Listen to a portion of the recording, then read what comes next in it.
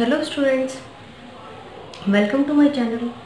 तो देखिए, application of Gauss law की सीरीज़ को आगे बढ़ाते हैं और हम लोग लेते हैं आज उसकी नेक्स्ट एप्लीकेशन को। वो है यहाँ पर electric field due to an infinite uniformly charged non conducting sheet. ठीक है, तो ये हम लोग इसकी वजह से यानी कि नॉन कंडक्टिंग शीट के लिए इलेक्ट्रिक फील्ड की वैल्यू हम लोग देखने वाले हैं यहाँ पर with the help of Gauss law. तो देखिए, सबसे पहले तो हम लोग एक शीट बनाते हैं। तो देखिए, शीट किस टाइप की है, एकदम पतली चादर टाइप की है, यानी कि बिल्कुल भी उसकी मोटाई नहीं है, सिर्फ कोई भी तरीके का वॉल्यूम उसका नहीं होगा, सिर्फ उसका एरिया होगा। समझ रहे हो, ये डायमेंशन है और ये डायमेंशन है, यानी कि ये डायमेंशन जेड एक्सेस इसमें नहीं है, पतली शीट है एकदम से। ठीक है, और यहाँ पर नॉन कंडक्टिंग शीट है तो इसके भीतर चार्ज होंगे, यानी कि अंदर की साइड चार्ज यूनिफॉर्मली डिस्ट्रीब्यूट है। यूनिफॉर्म डिस्ट्रीब्यूशन के लिए ही हम लोग गॉस लॉ अप्लाई कर सकते हैं। देखिए, तो electric field due to an infinite लेनी है, लेकिन देखो सबसे पहले कैलकुलेशन करने के लिए हम लोग को फाइनाइट लेनी ही होती है। तो फाइनाइट हम लोगों ने एक बार के लिए ले लिए, फिर उसके बाद इनफाइनाइट के लिए भी हम लोग देख लेंगे। यूनिफॉर्मली चार्ज भी ले लिया, नॉन कंडक्टिंग है, अंदर की साइड चार्ज डिस्ट्रीब्यूट है, और शीट भी हम लोगों ने ले ली है। ठीक है, तो ये ले लिया हम लोगों ने। तो सबसे पहले तो देखिए, प्रीवियस वीडियो में जैसे हम लोगों ने डायरेक्शन देखी थी, वैसे ही इसमें भी हम लोग पहले डायरेक्शन देख लेते हैं। तो डायरेक्शन देखने के लिए मान लिया कि ये एक स्मॉल एलिमेंट है, ये एक स्मॉल एलिमेंट है, और इससे यहाँ पर P पॉइंट पर कोई हम लोग को इलेक्ट्रिक फील्ड की वैल्यू फाइंड आउट करनी है। यहाँ पर इसका मिड पॉइंट है, और इस मिड पॉइंट से देखिए P पॉइंट को यहाँ लेते हैं, मिड पॉइंट पर यहाँ पर हम लोगों ने ले लिया है। इस एलिमेंट की वजह से भी इलेक्ट्रिक फील्ड देखेंगे और इस एलिमेंट की वजह से भी इलेक्ट्रिक फील्ड देखेंगे हम लोग। यहाँ पर भी ये L डिस्टेंस है, यहाँ पर भी ये L डिस्टेंस है, और P पॉइंट हमेशा R डिस्टेंस पर ही लेते हैं, उसका फिक्स है। ठीक है, ये R डिस्टेंस पर ले लिया हम लोगों ने। अब देखिए, ये यहाँ पर एंगल थीटा बनाते हुए आ रहे हैं दोनों, और इलेक्ट्रिक फील्ड इसकी वजह से इस डायरेक्शन में और इसकी वजह से इस डायरेक्शन में। फिर से इसके कंपोनेंट ले लेंगे हम लोग। कंपोनेंट लेना बहुत बार हम लोग देख चुके हैं, कंपोनेंट लेंगे। अब देखिए, जिस साइड से एंगल बना रहे हैं, ये देखिए थीटा, अगर ये थीटा होगा तो भाई ये भी थीटा होगा, ये थीटा है तो ये भी थीटा है। अब जिसके साथ एंगल बनता है वो हमेशा हॉरिजॉन्टल कंपोनेंट होता है। इसका मतलब अगर इसकी वजह से ये DE1 वेक्टर है और इसकी वजह से ये DE2 वेक्टर है, कंपोनेंट अगर हम लोग को लेने पड़ेंगे, तो ये तो हो गया इसका हॉरिजॉन्टल कंपोनेंट, तो DE1 कोस थीटा, इसका भी हॉरिजॉन्टल इधर ही आएगा, DE2 कोस थीटा। वर्टिकल दोनों के इधर चले जाएंगे, DE1 साइन थीटा और ये DE2 साइन थीटा। ठीक है, ये इनके कंपोनेंट हम लोगों ने देखे। अब देखिए, ये साइन थीटा और ये साइन थीटा एक दूसरे को कैंसिल कर देंगे। क्यों कैंसिल कर देंगे? DE1 DE2 का फर्क है, साइन थीटा तो चलो सेम ही है। अब देखिए, DE1 और DE2 भी इक्वल हैं। कैसे हैं? यहाँ पर ये जो पूरी शीट है ये यूनिफॉर्मली चार्ज है, एलिमेंट भी हम लोगों ने सेम ले रखे हैं। यहाँ पर जितना चार्ज होगा यहाँ पर भी उतना ही चार्ज होगा। दोनों की वजह से इलेक्ट्रिक फील्ड की वैल्यू मैग्नीट्यूड में सेम होगी। डायरेक्शन इनकी वजह से अलग जा रही है, देखो यहाँ हम देख रहे हैं, लेकिन मैग्नीट्यूड में सेम है क्योंकि चार्ज सेम है। इसलिए DE1 और DE2 मैग्नीट्यूड में सेम है यहाँ पर, इसलिए और ये वैल्यू एक दूसरे को कैंसिल कर सकती है। अब देखिए, यहाँ पर इसका मतलब ये दोनों इसके जो हॉरिजॉन्टल कंपोनेंट है ये यहाँ पर आगे जुड़ेंगे। अगर इसी तरीके से इस पूरी शीट को छोटे छोटे एलिमेंट्स से मिलकर बना हुआ माने तो सब एलिमेंट की वजह से उसका टोटल इलेक्ट्रिक फील्ड जो होगा वो इस डायरेक्शन में होगा, OP डायरेक्शन में इसका इफेक्टिव इलेक्ट्रिक फील्ड होगा। अब देखिए, ये तो हम लोगों ने देख लिया है कि डायरेक्शन किस तरीके से होगा। अब बात करते हैं गॉस लॉ लगाकर इलेक्ट्रिक फील्ड फाइंड आउट करते हैं। तो देखिए, ये हम लोगों ने बना ली है शीट, यहाँ पर इस तरीके से ये शीट बना ली है,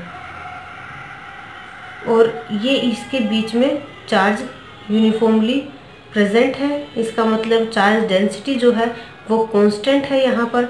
और देखिए क्योंकि इस पूरा एक सरफेस है, एक एरिया है, तो यहाँ पर सरफेस चार्ज डेंसिटी लेंगे। पहले जब लाइन के फॉर्म में था हमारे पास में, तब हम लोगों ने लीनियर चार्ज डेंसिटी ली थी। अब इस बार हम लोग के पास सरफेस के फॉर्म में है, तो हम लोग सरफेस चार्ज डेंसिटी को लेंगे यहाँ पर। तो ये हम लोगों ने ले लिया। अब सबसे पहले बात करते हैं, पूरी शीट की बात नहीं करेंगे, सबसे पहले हम लोग ले लेते हैं यहाँ पर कोई एक एलिमेंट ले लेते हैं, ठीक है। अब इसको यहाँ पर क्लोज सरफेस में करना है हम लोग को। तो क्लोज सरफेस में करने के लिए यहाँ पर हम लोग मान लेते हैं कि इस तरीके से एक सिलेंडर है, ठीक है। इस तरीके से समझ रहे हैं कि ये शीट जो है वो उस सिलेंडर के बीच, देखो इस तरीके से अगर सिलेंडर है तो उसके बीच में ये शीट इस तरीके से रखी हुई है, तो वो क्लोज्ड हो गया वो एलिमेंट हमारा। तो इस तरीके से हम लोगों ने ये सिलेंडर को माना है यहाँ। तो अब देखिए यहाँ इस सिलेंडर के फिर से 3 सरफेस हैं। एक तो इस तरीके से, एक तो ये सरफेस है, एक ये सरफेस है और एक इसका ये सरफेस है, ठीक है। इस तरीके से इसके 3 सरफेस हैं। तो अब देखिए यहाँ पर इलेक्ट्रिक फील्ड की डायरेक्शन देख लेते हैं। सबसे पहले इलेक्ट्रिक फील्ड की डायरेक्शन देखने के लिए, तो देखिए पॉजिटिव चार्ज है तो आउटवर्ड होगी उसके लिए इलेक्ट्रिक फील्ड की डायरेक्शन। तो यानी कि पॉजिटिव चार्ज को अगर हम लोग देखें तो इस तरीके से बताते हैं इलेक्ट्रिक फील्ड लाइंस। तो यहाँ पर इलेक्ट्रिक फील्ड लाइंस देखिए बाहर निकलते हुए होंगी।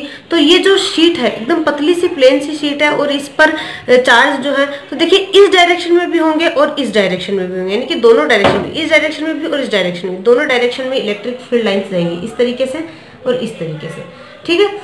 तो ये हो गई इलेक्ट्रिक फील्ड लाइंस। अब देखिए बाकी पूरी जो प्लेन जो ये शीट है उसके ऊपर और नीचे की साइड में नहीं होगी electric field lines. Electric field lines इस साइड जाएंगी, इस साइड जाएंगी, क्योंकि और भी बहुत सारे चार्ज है जो एक दूसरे को रिपेल करेंगे। तो इस डायरेक्शन में, यानी कि जो हॉरिजॉन्टल डायरेक्शन है, इस डायरेक्शन में इलेक्ट्रिक फील्ड लाइंस होंगी। तो ये हमारे पास में इलेक्ट्रिक फील्ड की डायरेक्शन होगी, इस साइड भी है और इलेक्ट्रिक फील्ड की डायरेक्शन इस साइड भी है। इस सरफेस को नाम दे देते हैं S1, इसको नाम दे देते हैं S2 और इसको नाम दे देते हैं S3। अब देखिए सरफेस चार्ज डेंसिटी को डिफाइन कर देते हैं। सिग्मा इक्वल टू होता है हमारे पास में समेशन Q अपॉन सरफेस जो है वो S। अब मान लेते हैं इस पूरी सीट का जो सरफेस है वो S है एरिया। तो यहाँ पर सरफेस चार्ज डेंसिटी सिग्मा से रिप्रेजेंट करते हैं। तो टोटल चार्ज अगर समेशन Q है यहाँ पर और S इसका पूरा सरफेस है, तो पर यूनिट एरिया में इसका चार्ज वही डेंसिटी होती है, वो जाएगा समेशन Q अपॉन S। तो और समेशन Q की वैल्यू अगर यहाँ से निकाले तो सिग्मा इंटू S, क्योंकि समेशन Q की वैल्यू हमें गॉस लॉ में रखने के लिए चाहिएगी। तो Gauss law E vector dot ds vector equals to summation Q upon epsilon naught. ये हम लोगों ने गॉस लॉ रख दिया है। अब देखिए यहाँ पर इंटीग्रेशन 3 सरफेस है, तो 3 सरफेस के लिए अलग अलग करना पड़ेगा। तो integration S1 E dot ds plus integration S2 E dot ds plus integration S3 E dot ds। Vector quantity है तो वेक्टर लगा देते हैं और इक्वल्स टू चल रहा है समेशन Q। समेशन Q की जगह सिग्मा S रख सकते हैं, क्योंकि चार्ज की कोई वैल्यू हमारे पास में काउंट करके नहीं है, तो डेंसिटी के फॉर्म में रख देते हैं और डेंसिटी यहाँ पर कांस्टेंट है। तो ये हम लोगों ने वैल्यू रख दिया। अब देखिए S1, S2 और S3 जो सरफेस है इनके लिए हम लोग डायरेक्शन देखेंगे, क्योंकि जैसे ही डॉट प्रोडक्ट ओपन होगा तो कोस थीटा आ जाएगा, तो थीटा हमारे पास में होना चाहिए। तो यहाँ पर integration S1 E ds cos theta plus integration S2 E ds cos theta plus integration S3 E ds cos theta equals to sigma S upon epsilon naught. अब S1 सरफेस, S2 सरफेस और S3 surface के लिए देखिए यहाँ पर हम लोग direction देखते हैं। S1 सरफेस जो है उसकी डायरेक्शन अगर इस तरीके से है, यहाँ पर है, तो इलेक्ट्रिक फील्ड की डायरेक्शन भी इधर ही है, यानी कि ये डायरेक्शन E की और इसी डायरेक्शन में है S1 सरफेस। तो थीटा इक्वल्स टू कितना है 0 डिग्री। S2 सरफेस के लिए S2 की डायरेक्शन इस तरफ है और E की डायरेक्शन भी इस तरफ है, तो यहाँ पर थीटा इक्वल्स टू 0 डिग्री।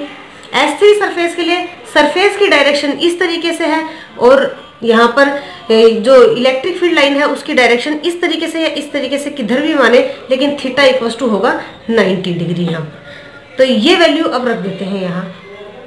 तो कोस 0 की वैल्यू यहाँ पर 1 और कोस 90 की वैल्यू 0। तो S1 E इंटू ds, कोस 0 की वैल्यू मैंने डायरेक्ट 1 रख दी है, ठीक है, चलो आपको रख के बता देते हैं। यहाँ पर cos 0 डिग्री है इसके लिए, integration S2 E into D S cos 0 degree plus integration S3 E D S cos 90 degree equals to चल रहा है sigma S upon epsilon naught के। ठीक है, अब देखिए यहाँ पर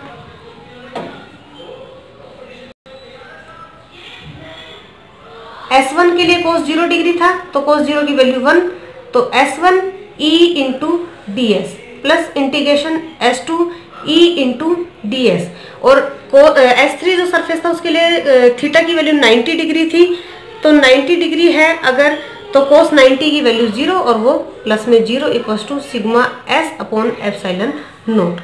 अब देखिए यहाँ पर ये तो 0 हो गया, यहाँ पर E कांस्टेंट है, integration S1 into D S plus integration S2 E इसमें भी बाहर आ जाएगा और इंटू में D S equals to sigma S upon epsilon naught. अब देखिए यहाँ पर सरफेस की बात करते हैं, तो S1 जो सरफेस है उसकी वैल्यू और S2 जो सरफेस है उसकी वैल्यू सेम है यहाँ पर। ठीक है, और अगर उसका टोटल के लिए अगर इंटीग्रेशन करें तो वो कितना हो सकता है, इस पूरी शीट के इक्वल हो सकता है, जिसका सरफेस जो है वो S हम लोगों ने मान रखा है टोटल सरफेस। क्योंकि देखिए अगर पूरा इतना अगर हम लोग सिलेंडर लेके पूरी शीट को अगर जो कवर कर सके तो उसका सरफेस जो है वो इतना ही होगा, शीट के जितना ही मैक्सिमम हो सकता है, क्योंकि ये सिर्फ उन लोगों ने सिर्फ एक स्मॉल एलिमेंट लिया है। अगर पूरा ले तो कितना ले सकते हैं, पूरी शीट जितना ही ले सकते हैं, जिसका सरफेस कितना होगा S हो जाएगा।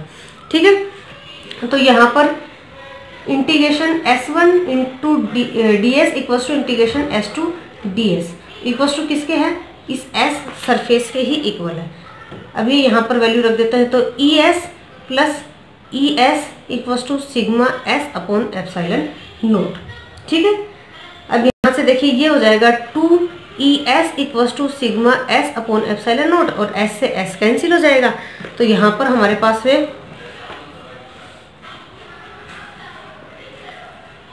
E की वैल्यू आ जाएगी E equals to sigma upon 2 epsilon naught. ये non conducting uniformly charge non conducting sheet के लिए, देखिए नॉन कंडक्टिंग शीट के लिए है जिसके लिए चार्ज अंदर डिस्ट्रीब्यूट होंगे। कंडक्टिंग के लिए और नॉन कंडक्टिंग के लिए चार्ज किस तरीके से डिस्ट्रीब्यूट करते हैं और क्यों करते हैं, इसके लिए मैं एक सेपरेट वीडियो बना रही हूँ, तो उसके अंदर आपको डिटेल में बताऊंगी कि कंडक्टिंग और नॉन कंडक्टिंग के लिए कैसे चार्ज लेते हैं, नॉन कंडक्टिंग के लिए अंदर क्यों डिस्ट्रीब्यूट करते हैं और कंडक्टिंग के लिए बाहर क्यों डिस्ट्रीब्यूट करते हैं। तो उसके लिए आपको एक अलग से वीडियो मिल जाएगा जिसके अंदर इस टॉपिक को डिटेल में बात करेंगे हम लोग। ठीक है, तो यहाँ पर ये इलेक्ट्रिक फील्ड की वैल्यू आ गई है हमारे पास में, और अगर इसको वेक्टर फॉर्म में रिप्रेजेंट करना हो तो देखिए वेक्टर फॉर्म में E vector equals to sigma upon 2 epsilon naught, और यहाँ पर आर कैप हम लोग ले सकते हैं क्योंकि आर कैप की डायरेक्शन में ही यहाँ पर इलेक्ट्रिक फील्ड होगा, जो हम लोगों ने पहले ही इसके लिए देख लिया था कि देखिए यहाँ पर आर कैप के यानी कि ओपी की डायरेक्शन में ही इलेक्ट्रिक फील्ड होगा। तो ये यहाँ पर इसके लिए इलेक्ट्रिक फील्ड की वैल्यू आ गई है। अब देखिए इसकी डिपेंडेंसी देखते हैं, तो देखिए सरफेस यहाँ पर नहीं आ रहा है, इसीलिए अगर हम लोग इनफाइनाइट सरफेस का लेंगे अगर तो भी इतनी वैल्यू आएगी, और फाइनाइट का लेंगे तो भी इतनी ही आएगी। डिपेंड करता है इसकी डेंसिटी पर, चार्ज डेंसिटी पर डिपेंड करता है ये। ठीक है, नहीं आर पर डिपेंड करता है, आर पर बिल्कुल डिपेंड नहीं करता। तो अगर आर के साथ में अगर हम लोग इसका ग्राफ प्लॉट करें, अब क्योंकि आर पर डिपेंड ही नहीं करता है तो ये कांस्टेंट ही रहने वाला है। तो इस तरीके का देखो इधर ले लिया इलेक्ट्रिक फील्ड हम लोगों ने और इधर ले लिया है आर, पर क्योंकि आर पर डिपेंड कर ही नहीं रहा है तो ये ई की वैल्यू इतनी ही रहेगी, आर चाहे आप कितना भी लो इसकी वजह से। ठीक है, आर पर डिपेंड नहीं करेगा। कांस्टेंट अगर जब होता है तो इस तरीके का ग्राफ हमारा आता है। उसके बाद में बात करें अगर हम लोग डिपेंड कर रहा है सिग्मा पर, तो सिग्मा पर डायरेक्टली डिपेंड कर रहा है, तो देखिए सिग्मा के साथ में ग्राफ कैसा आ जाएगा यहाँ पर, तो सरफेस चार्ज डेंसिटी के डायरेक्टली प्रोपोर्शनल है। तो देखिए इधर ले लिया है हम लोगों ने ई और इधर ले लिया है सिग्मा और डायरेक्टली प्रोपोर्शनल है, तो इस तरीके का ग्राफ इसके साथ में आ जाएगा। तो ये था हमारा आज का टॉपिक। आई होप कि आपको अच्छे से समझ में आया होगा। आपके जो भी डाउट्स हो वो आप कमेंट में लिख सकते हो, और अगर पसंद आया हो तो लाइक ज़रूर करो और चैनल को सब्सक्राइब कर लो। आगे नेक्स्ट क्लास की नोटिफिकेशन आपको डायरेक्टली मिलती रहे, इसके लिए आप बेल आइकन को ज़रूर दबाओ। उससे क्या होगा कि जैसे ही मैं वीडियो अपलोड करूँगी डायरेक्ट आपके पास में पहुँच जाएगा। आपके पास में नोटिफिकेशन मिल जाएगी। सो मिलते हैं हमारी नेक्स्ट क्लास में। तब तक के लिए अच्छे से पढ़ाई करते रहो और अपने इस टाइम का अच्छे से यूज़ करो।